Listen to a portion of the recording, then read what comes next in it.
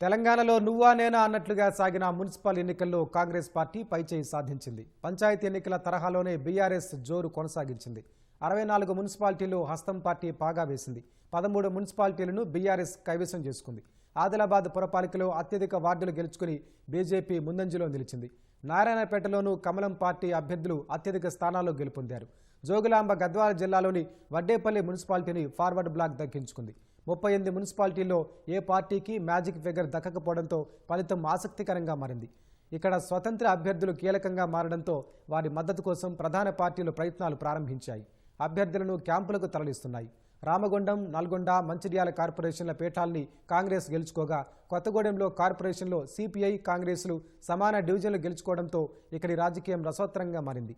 66 డివిజన్లున్న కరీంనగర్ కార్పొరేషన్లో బీజేపీ 30 చోట్ల విజయం సాధించింది. కాంగ్రెస్ 14, బీఆర్ఎస్ 9, ఇతరులు 13 డివిజన్లలో గెలుపొందారు.